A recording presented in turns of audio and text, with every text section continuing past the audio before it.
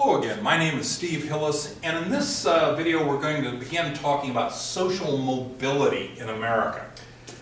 Well, let's talk a little bit about what social mobility is, because mobility really is a different concept than inequality that we talked about in an earlier lecture series. Social mobility refers to changes in the economic status of specific people over time. Social mobility can be conceptualized in different ways. For example, intra-generational mobility focuses on how the economic status of specific people changes over time. You start with somebody at one point in time, say when they're 20 or 25 years old, and then you come back every so many years and you see how their income is changing or their job status. Again, there's different ways of conceptualizing and measuring it, but what you're really doing is you're looking at specific people starting at some point in their lives and kind of comparing the trajectory of their income growth, or for that matter, their income shrinking.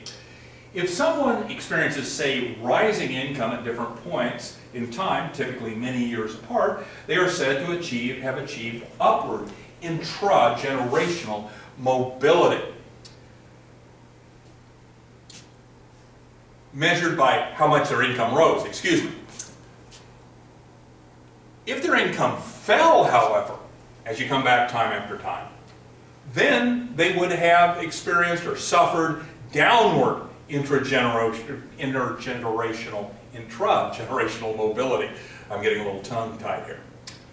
Another approach, and there are several, another approach is to look at intergenerational mobility. We just talked about intragenerational mobility. You take a person, you follow them at different stages or periods of their lives, you compare one period to the other and see how their income or wealth or whatever you're measuring, how that changes. Intergenerational mobility goes about comparing, say, the income or job status of your parents at a given age and then comparing your income or job status at the same age. You take one generation at one age or one stage of life and then compare them to a different generation. For example, how do fathers compare to their sons? If you were doing better than your parents were at a similar stage in life, then you would be enjoying upward intergenerational mobility. If you were doing worse than dear old dad or maybe mom, then you'd be suffering downward intergenerational mobility. Again, the larger point here is that there's different ways to conceptualize and measure mobility, but they're basically trying to get at a very similar thing, which is how people's income, wealth, job status, or so forth, how those things are changing over time. When the economy is growing and adding lots of high-status, good-paying jobs, it is possible for the mass of people to simultaneously achieve upward mobility. This is referred to as structural mobility because it coincides with major structural changes in the economy. Alternatively, social mobility, pardon me, lost my place there. Alternatively, social mobility can occur within a stable economy as some people rise in the stratification system while others fall. To get a better job means replacing someone else who's been fired, retired, maybe died. Because upward and downward mobility tend to cancel each other out, i.e. one person's gain is somebody else's loss or vice versa, this form of mobility is called exchange mobility. Some people rise, some people fall, but it kind of evens out, kind of averages itself out. Now notice that's very different than what we just called structural mobility. If you still didn't get that point, hopefully these two little diagrams will help. Here we have an example of pure structural mobility. Say back in 1980, you start out with 100 jobs. 25 of the jobs are high status positions, 75 low status positions. Over time, 25 people retain high status and 25 more move up. At the same time, 50 people retain low status. By the year 2005, you now have 50 high status jobs and 50 low status jobs. Notice the number of low status jobs has declined and the number of high status positions has increased. There's been a structural change in this little hypothetical economy. Structural mobility occurs because of changes in the ratio of upper status to lower status positions. When there is an increase in the positions at the top, some people will be upwardly mobile to fill them. There has been a great deal of structural mobility in industrialized societies during the past century. In other words, changes in the economy, the structure of the economy, what kinds of jobs are available, open up opportunities in this situation. And here we're looking at upward structural mobility, I should point out, because in this case there's more high status, presumably white collar or professional positions in 2005 than there were in 1980. And there's fewer low status, low paying jobs. So that change in this little economy has basically pulled a lot of people up from lower status positions up into higher status positions. Again, that was a classic example of structural mobility. This, on the other hand, is an example of pure exchange mobility. Again, we're comparing 1980 to 2005. But a very quick comparison points out there's no structural changes at all. In 1980, there were 25 high-status jobs and 75 low-status positions for a total of 100 jobs. By 2005, the exact same thing. 25 high-status, 75 low-status. So what's happening? Well, some people are rising and some people are falling. On average, there's no change. Out of this 25, 10 remain high status. Of these original 75 that were working low status jobs, 60 remain low status.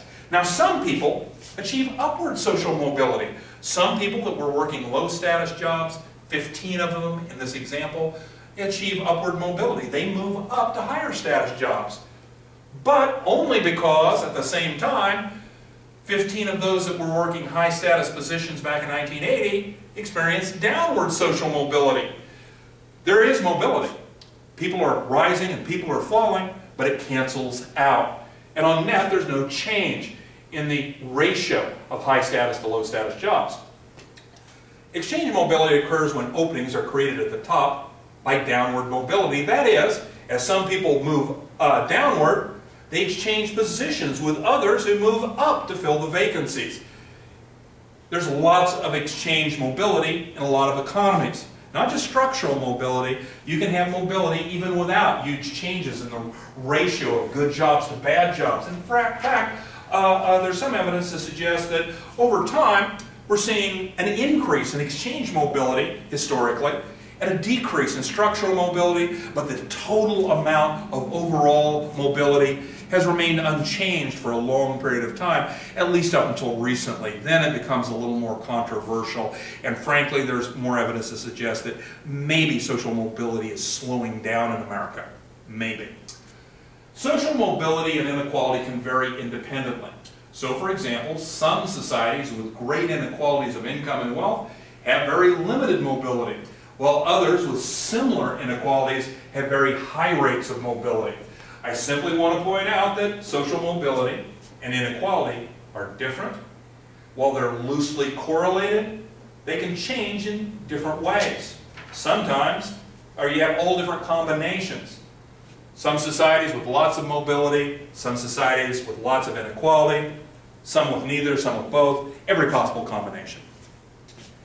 Here we have a little diagram from The Economist that's showing the belief that maybe there's something broken with our economic system in America and that social mobility has broken down, that people who are trying to rise from the bottom can't reach to the top, that again, social mobility is slowing down, that there's some sorts of obstacles or problems that are keeping people from rising from the bottom and going to the top or even just improving their situation. Numerous studies appear to show that social mobility of the U.S. is decreasing over recent decades, or that the U.S. now compares unfavorably to other industrialized nations in terms of relative social mobility. There's a lot of studies out there that really ask some disturbing questions about the United States when it comes to social mobility.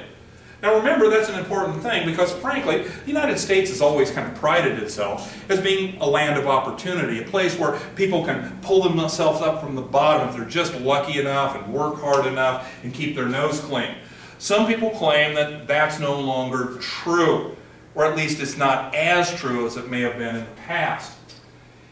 Here we have a chart showing income mobility from the late 80s through the mid-90s. Granted, old data, but it's simply to illustrate this claim that maybe the United States has less mobility than a lot of other countries. We're looking at the percent of low-income families who exited low-income status each year, people moving up from the bottom into a higher bracket.